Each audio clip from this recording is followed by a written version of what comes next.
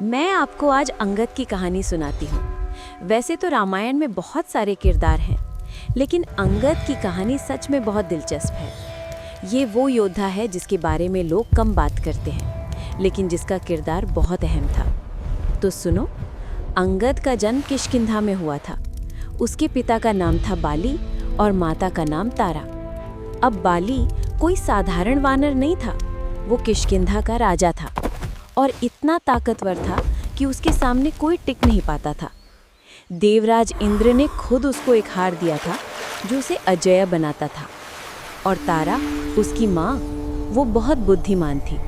तो सोचो, जब ये दोनों के घर बेटा पैदा हुआ तो कितनी खुशियाँ मनाई गई होंगी।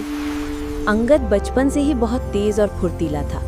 उसमें अपने पिता की ताकत थी और माँ की बुद्धि। लेकिन उसकी जिंदगी में एक बड़ा मोड़ तब आया जब उसके पिता बाली और चाचा सुग्रीव में लड़ाई हो गई। ये कहानी भी बड़ी दुखद है। हुआ ये कि एक बार मायावी नाम का एक राक्षस आया और उसने बाली को युद्ध के लिए ललकारा। बाली तो तैयार हो गया लड़ने के लिए और सुग्रीव भी उसके साथ गया। मायावी एक गुफा में घुस गया और बाली भी उसके पीछे चला गया। बाली ने सुग्रीव से कहा कि तुम यहीं बाहर रुको। अब सुग्रीव बाहर इंतजार करने लगा। कई दिन बीत गए। फिर एक दिन गुफा से खून की धारा बहने लगी और एक चीख सुनाई दी। सुग्रीव ने सोचा कि शायद बाली मर गया है, तो उसने एक बड़ी चट्टान से गुफा का मुंह बंद कर दिया और वापस किष्किंधा लौट आया। किष्किंधा में सबने सोचा कि बाली नहीं रहा तो अब सुग्रीव ही राजा बनेगा, और सुग्रीव राजा बन गया। लेकिन असल में बाली मरा नहीं था।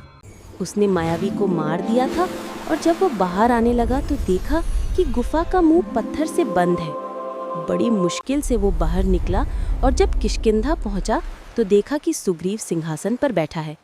बाली को लगा कि सुग्रीव ने उसे धोखा दिया है, उसे मारने की कोशिश की है और उसका राज्य छीन लिया है। वो बहुत गुस्से में आ गया।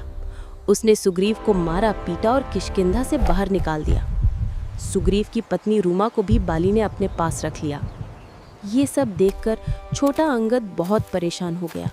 उसका पिता और चाचा दोनों अलग हो गए थे और परिवार में फूट पड़ गई थी। अंगद अपने पिता के साथ रहता था और बाली उससे बहुत प्यार करता था। लेकिन तारा को हमेशा एक डर लगा रहता था। वो जानती थी कि बाली बहुत ताकतवर है, लेकिन कभी ना कभी उसके घमंड का नतीजा बुरा होगा। फिर एक दिन श्री राम और लक्ष्मण किष्किंधा की तरफ आए। सुग्रीव उनसे मिला और उसने अपनी सारी कहानी सुनाई। राम ने सुग्रीव से वादा किया कि वो उसकी मदद करेंगे। उन्होंने कहा कि तुम बाली को फिर से युद्ध के लिए बुलाओ और मैं छुपकर उसे बाण से मार दूंगा। तो सुग्रीव ने बाली को ललकारा। बाली गुस्से में बाहर आया और दोनों में भयंकर युद्ध शुरू हो गया। अंगद ये सब अपनी माँ के साथ महल से देख रहा था। उसका मन बहुत घबरा रहा था। तारा ने बाली को रोकने की कोशिश की थी। उसने कहा था कि ये युद्ध मत करो, मुझे अच्छा नहीं लग रहा। लेकिन बाली ने उसकी एक नहीं सुनी। युद्ध चल रहा था और बाली सुग्रीव को बुरी तरह पीट रहा था। तभी राम ने एक पेड़ के पीछे से निशाना साधा और बाण चला दिया। बाण सीधा बाली की छाती में जाकर लगा। बाली धरती पर गिर गया। अंगद और तारा दोनों दौड़कर बाहर आए। अंगद ने अपने पिता को खून से लथपथ देखा। वो रोने लगा। उसके समझ में नहीं आ रहा था कि क्या हो गया। बाली, जो इतना ताकतवर था, जिसे कोई हरा नहीं सकता था, वो धरती पर पड़ा था। बाली ने राम से सवाल किया कि आपने मुझे छुपकर क्यों मारा? यह अन्याय है। राम ने उसे समझाया कि तुमने अपने छोटे भाई की पत्नी को रख लिया था, ये पाप था, तुमने अधर्म किया था। बाली को अपनी गलती का एहसास हुआ। अपनी आखिरी सांसों में बाली ने अंगद को बुलाया। उसने अंगद के सिर पर हाथ रखा और कहा, बेटा, अब तुम सुग्रीव के साथ रहना। वो तुम्हारे चाचा हैं और अब किष्किंधा के राजा हैं। उनकी सेवा करना और उनका कहना मानना। मेरी गलतियों से सीखना और हमेशा धर्म के रास्ते पर चलना। और राम, जो यहाँ खड़े हैं, इनकी शरण में रहना। ये भगवान हैं, इनके साथ रहोगे तो तुम्हारा भला होगा। अंगद रो रहा था। उसका पिता, उसका हीरो, उसकी आंखों के सामने चला गया। सिर्फ 15-16 साल का लड़का था वो। अचानक से उसकी पूरी दुनिया बदल गई। पिता नहीं रहा, चाचा अब राजा बन गया और परिवार पूरी तरह टूट गया। तारा भी बहुत रोई। उसने राम से कहा कि आप देवता हैं, आप धर्म के रक्षक हैं, फिर भी आपने ये कैसे कर दिया। लेकिन राम ने उसे भी समझाया। फिर सुग्रीव किष्किंधा का राजा बना और अंगद को युवराज बनाया गया। अब अंगद की जिंदगी पूरी तरह बदल गई थी। वो अब युवराज था, लेकिन उसके मन में बहुत उलझन थी। उसका पिता तो चला गया था, लेकिन क्या वो सच में सुग्रीव को अपने पिता की तरह मान पाएगा? क्या वो राम पर विश्वास कर पाएगा, जिन्होंने उसके पिता को मारा था? तारा ने अपने बेटे को बहुत समझाया। उसने कहा कि बेटा, जो हो गया सो हो गया। तुम्हारे पिता ने गलती की थी और उसका नतीजा भुगता, लेकिन अब तुम्हें आगे देखना है। सुग्रीव तुम्हारे चाचा हैं और वो तुमसे प्यार करते हैं। राम भगवान है और उन्होंने जो भी किया धर्म के लिए किया। तुम्हें अपने मन से नफरत निकालनी होगी और आगे बढ़ना होगा। अंगद अपनी माँ की बातें सुनता था। धीरे धीरे वो सुग्रीव के करीब आने लगा। सुग्रीव भी अंगद से बहुत प्यार करता था। वो उसे अपने बेटे की तरह मानता था। उसने अंगद को युद्ध कला सिखाई, राजनीति सिखाई और कैसे एक अच्छा योद्धा और नेता बनना है, ये सब सिखाया। फिर वो वक्त आया जब राम को सीता की खोज के लिए वानर सेना की जरूरत पड़ी।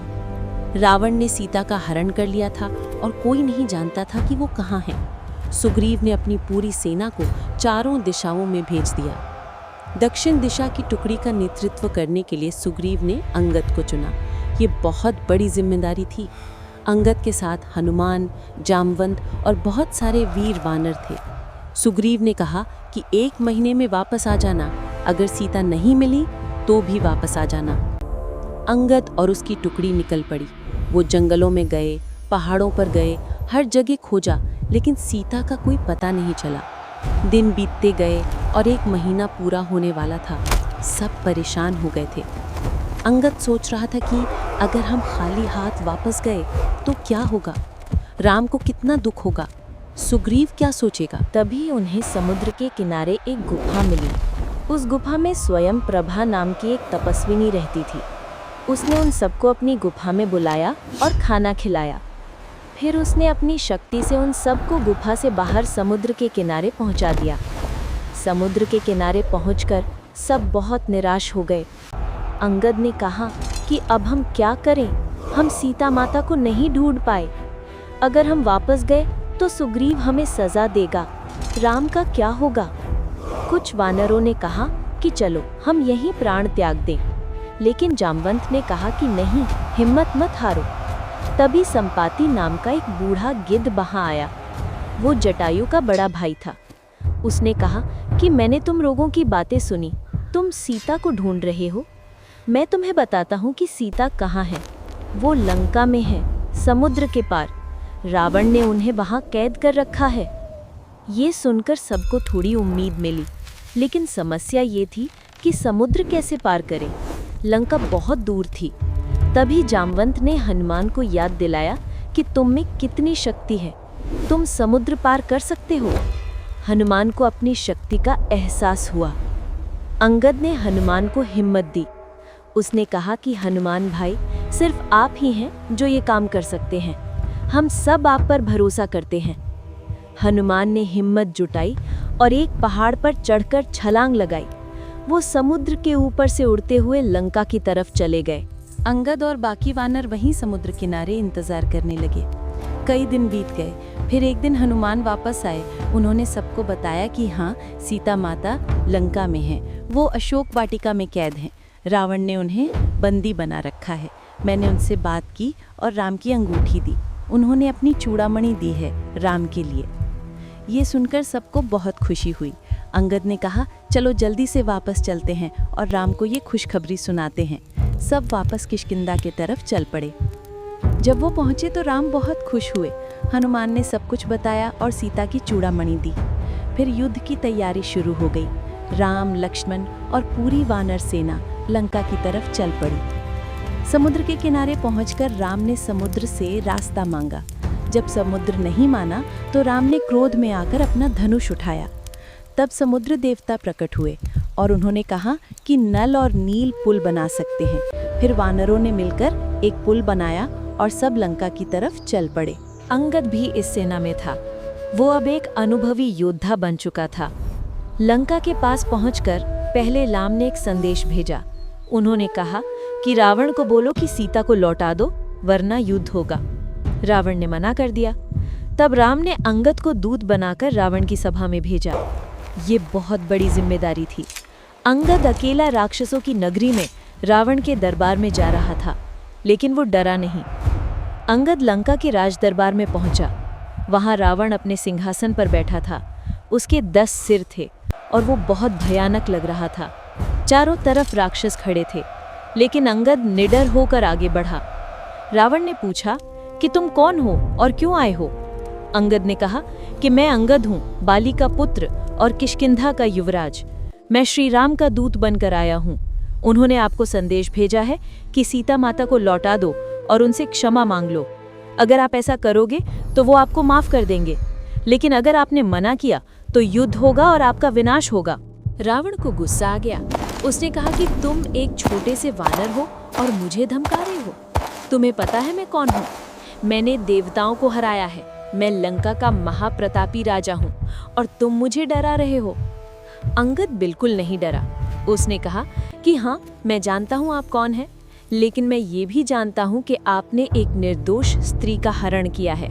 आपने अधर्म किया है और जो अधर्म करता है उसका विनाश तय है। राम कोई साधारण मनुष्य नहीं है, वो भगवान है। आप उनसे नहीं जीत सकते।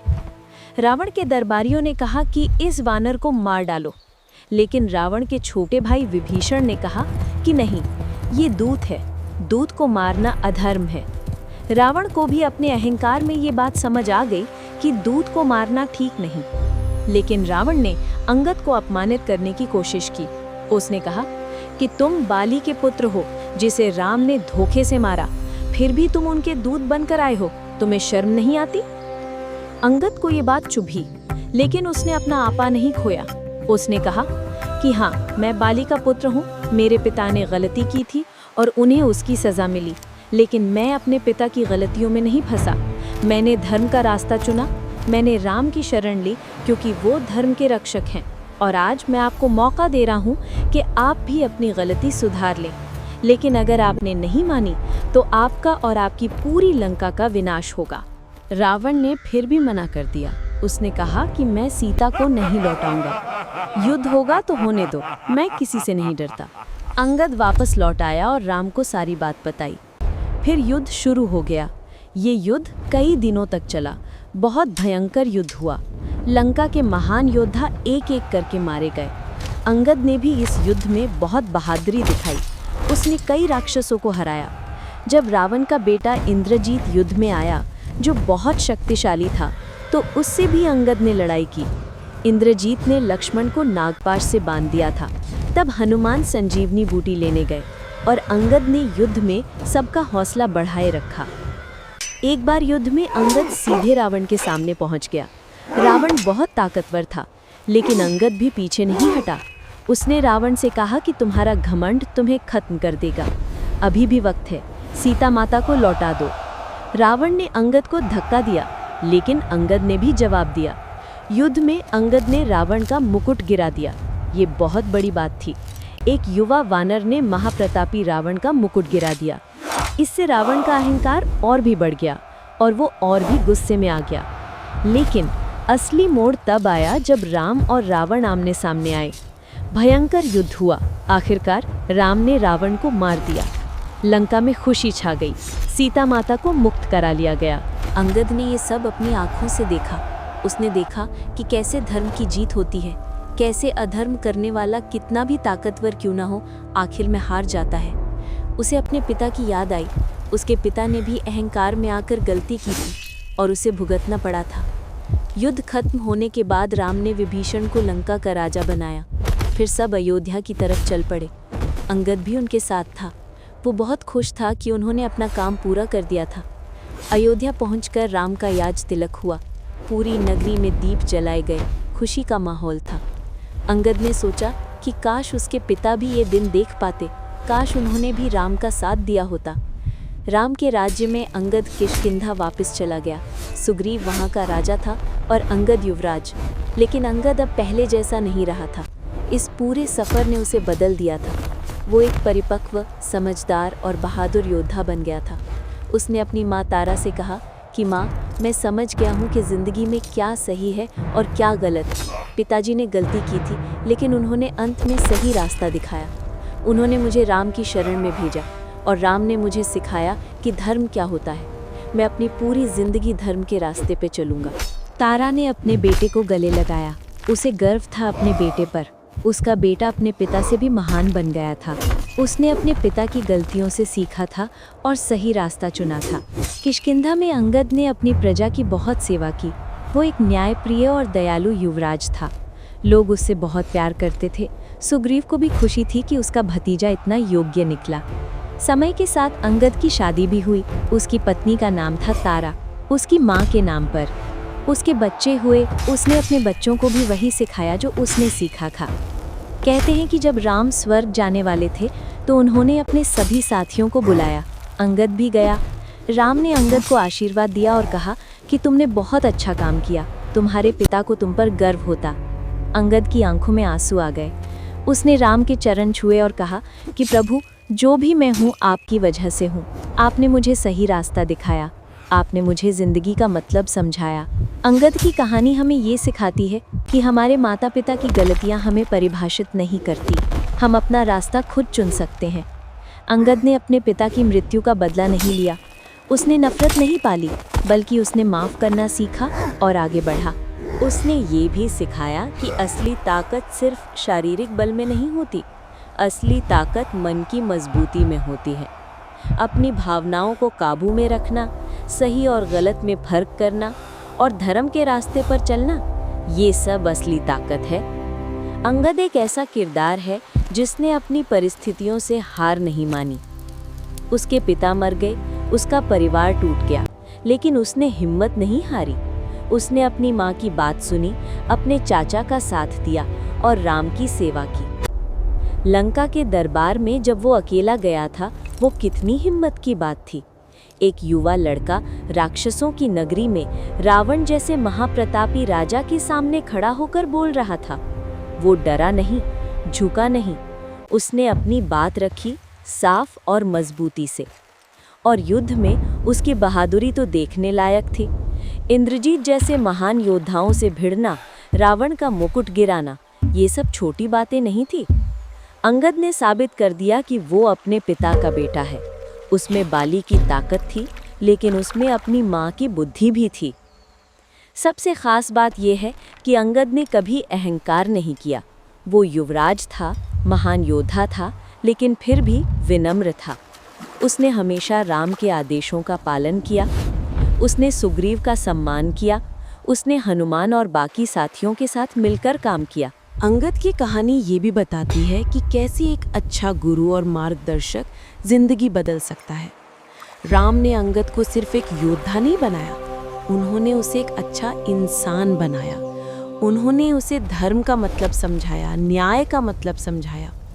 और तारा, उसकी माँ, उसकी सबसे बड़ी ताकत थी। जब अंगद टूट रहा था, जब उसे समझ नहीं आ रहा था कि क्या सही है, तब तारा ने उसे संभाला।